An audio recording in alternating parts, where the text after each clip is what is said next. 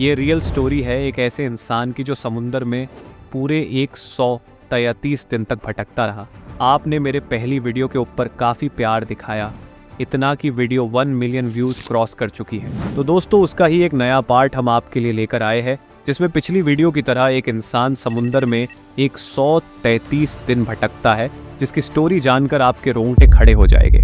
अप्रैल 1943 3 Brazilian मछुआरों ने समुद्र में एक अजीबोगरीब दृश्य देखा। करीब 9 मील दूर एक कमजोर और बीमार बुजुर्ग आदमी एक छोटी लकड़ी की बोट के साथ संघर्ष करता हुआ दिखाई दिया। उसके हाथ में एक टी शर्ट थी और वह उन्हें इशारे कर रहा था। यह आदमी इतनी बुरी हालत में होने के बावजूद हिम्मत नहीं हारा था। कुछ दिनों बाद एक ट्रांसलेटर की मदद से उसकी कहानी सामने आई कि यह व्यक्ति कोई और नहीं बल्कि जोथा पुमलिम था, जिसने समुद्र में 133 दिन बिताए थे। लेकिन सवाल यह है कि जोथा पुमलिम ने इतने दिनों तक समुद्र में अपनी लाइफ कैसे बिताई। ये जानने से पहले जोथा पुमलिम के बारे में जान लेते हैं। जोथा पुमलिम 1918 में चीन के हाइनन आइलैंड पर जन्मा था। विश्व युद्ध और फ्लू महामारी के बीच पुमलिम और उसका परिवार एक सुकून भरी जिंदगी जी रहे थे। लेकिन 1920 में जापान ने चीन पर हमला किया और उनकी जिंदगी एक बुरे मोड़ पर आ गई।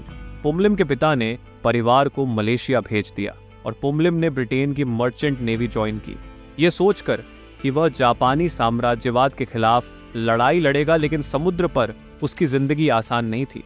बुरी नौकरी और लगातार तंग करने वाले अधिकारी उसकी रोजमर्रा की जिंदगी का हिस्सा बन गए। तो पुमलिम के साथ होता यह था कि उसके साथ काम करने वाले जो भी कर्मचारी थे वह सभी उससे बुरा बिहेव करते थे। तो 1937 में इन सबसे तंग आकर उसने यह डिसाइड किया कि वह यह जॉब छोड़ देगा और उसने एक अच्छी जॉब ढूंढने का डिसाइड किया। कुछ सालों तक जोथा पुमलिम ने मैकेनिक की नौकरी की, लेकिन जब वहां जापान ने कब्जा करने की कोशिश की तो उसे वहां से भी भागना पड़ा। फिर 1941 में पुमलिम ने समुद्र पर लौटने का फैसला किया। अगले कुछ सालों में उसने कई जापानी हमलों से बचते हुए बिताए। फिर 1942 में उसे एक बड़े ट्रांसपोर्ट शिप पैनलोमोंट पर काम मिला। यह शिप 420 फीट लंबी और 4500 टन भारी थी और सेकेंड वर्ल्ड वॉर के दौरान फौज की सप्लाई ले जाने का काम करती थी। 23 नवंबर 1943 को यह शिप साउथ अफ्रीका के केप टाउन से शुरू होकर 1500 मील दूर न्यूयॉर्क जाने वाला था। हालांकि शिप के पास सुरक्षा के लिए एक छोटी गड़े थी और सबको पता था कि अगर हमला हुआ तो शिप की बचने की उम्मीद नहीं थी। यह शिप बहुत धीमी थी और इसके बैलेंसिंग टैंक्स में समुद्री पानी भरा हुआ था। यह शिप एक मशहूर रूट से गुजर रही थी जहां जर्मन सबमरीन नियमित रूप से शिकार करती थी। कुछ दिनों बाद पैनलोमोंट को एक जर्मन सबमरीन ने ढूंढ लिया। सबमरीन के कैप्टन ने शिप को एक वार्निंग नोटिस भेजा, लेकिन शिप के कैप्टन ने कोई जवाब नहीं दिया। दोनों के बीच लड़ाई की तैयारी शुरू हो गई। फिर कुछ ही देर में सबमरीन से 2 टोरपीडो आगे गए और वे पैनलोमोंट की ओर बढ़ने लगे और टोरपीडो शिप के किनारे से टकराए, जिससे बड़ा धमाका हुआ। इस धमाके में 54 क्रू मेंबर्स ने अपनी जान गंवा दी। इस मुश्किल समय में लिम के हाथ एक लाइफ जैकेट लग गई, जिसे उसने तुरंत पहना और समंदर में कूद पड़ा। डूबती शिप से दूर जाने लगा। खौफ के इस माहौल में लिम ने जितना हो सके तैरने की कोशिश की, लेकिन आखिरकार थक कर रुक गया। तभी उसकी नज़र एक 8 बाय 8 फुट के छोटे लकड़ी के राफ्ट पर पड़ी, जो पूरी तरह से सही सलामत था। रात हो गई और दूर दूर तक कुछ भी नजर नहीं आ रहा था। सबसे करीबी सूखी जमीन साउथ की तरफ 250 मील दूर थी और पानी की वजह से राफ्ट लगातार उत्तर की तरफ यानी ब्राजील की ओर जा रहा था, जो 500 मील दूर था। लिम ने राफ्ट पर बैठकर समय बिताना शुरू किया और बार बार दूर दूर तक देखने लगा, लेकिन कोई जमीन या इंसान नहीं दिखा। राफ्ट पर एक छोटी सी सर्वाइवल किट थी, जिसमें एक flare gun, 2 electric cooking pots, एक टूटी हुई फ्लैश लाइट, कुछ चॉकलेट बार्स, एक शुगर क्यूब का बैग और 11 लीटर पानी का गैलन था।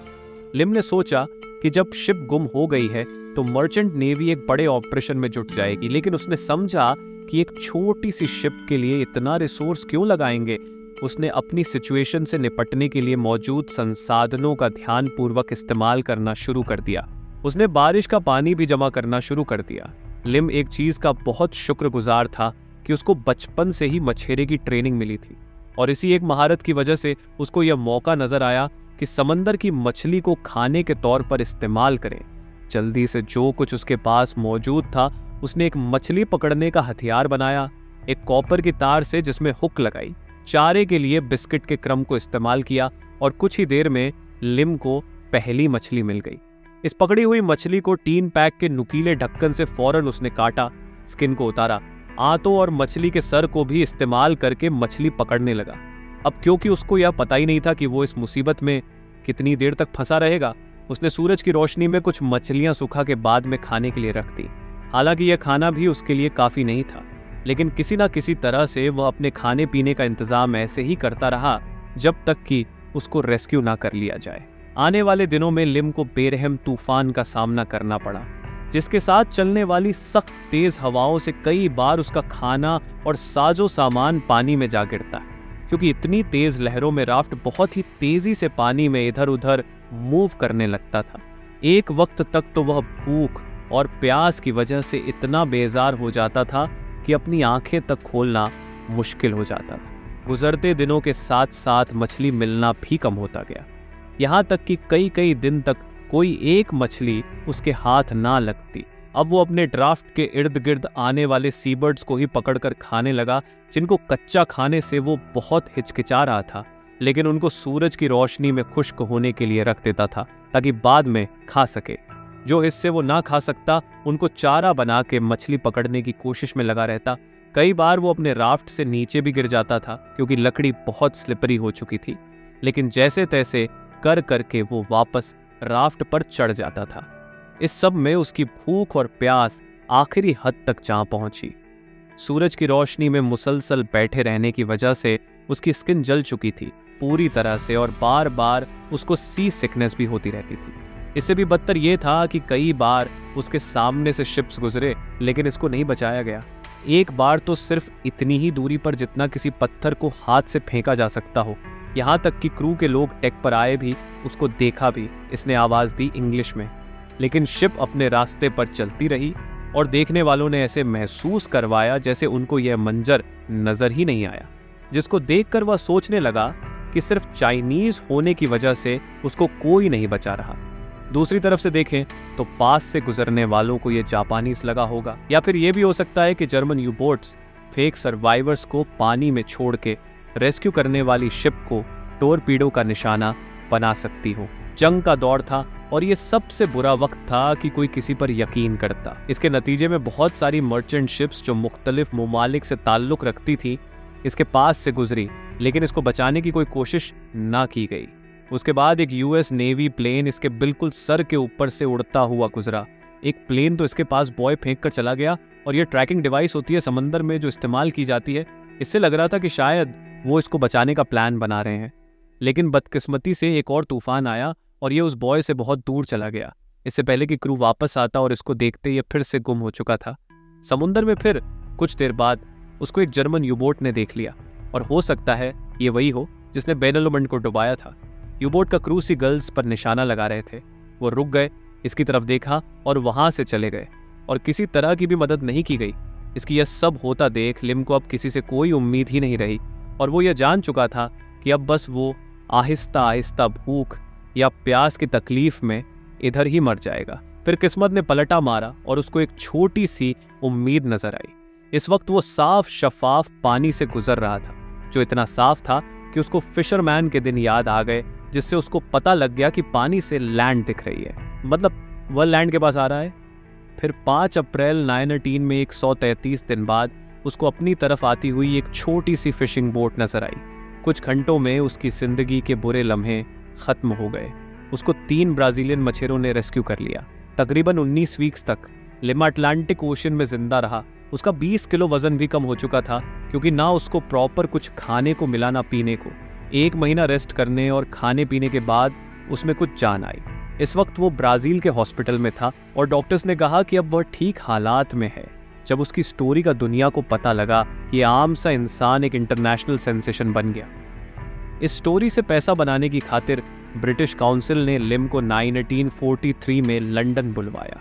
वो कुछ देर के लिए रास्ते में मायामी और न्यूयॉर्क में भी रुका, और बाद में ब्रिटिश अंपायर की तरफ से उसको मर्चेंट नेवी में सर्विस करने पर किंग जॉर्ज 6 की तरफ से मेडल भी दिया गया। यही नहीं, रॉयल नेवी ने लिम से समंदर में जिंदा रहने से मुताल्लिक बहुत कुछ सीखा ताकि वह अपने लोगों को यह सिखा सके। उसके बाद लिम यूएस में सेटल हो गया। पहले तो उसे सिटीजनशिप देने से मना कर दिया गया क्योंकि उस समय चीनी इमिग्रेशन का कोटा भर चुका था, लेकिन उसकी किस्मत ने साथ दिया। सेनेटर वॉरेन मैग्न्यूशन ने कोटा में एक जगह बढ़वा दी। जब लिम को बताया गया कि इतिहास में कोई भी व्यक्ति राफ्ट पर इतनी देर तक समुद्र में जिंदा नहीं रहा, तो उसने कहा कि वह बस यही चाहता है कि यह रिकॉर्ड किसी के साथ दोबारा न हो। उसका मतलब था कि ऐसा हादसा किसी के साथ फिर से न पेश आए। लिम ने अपनी बाकी की जिंदगी ब्रुकलिन, न्यूयॉर्क में बिताई और 1991 में दुनिया को अलविदा कह दिया। इसी के साथ इस वीडियो को एंड करते हैं। अगर आपको वीडियो पसंद आई हो तो सब्सक्राइब करें। Thank you.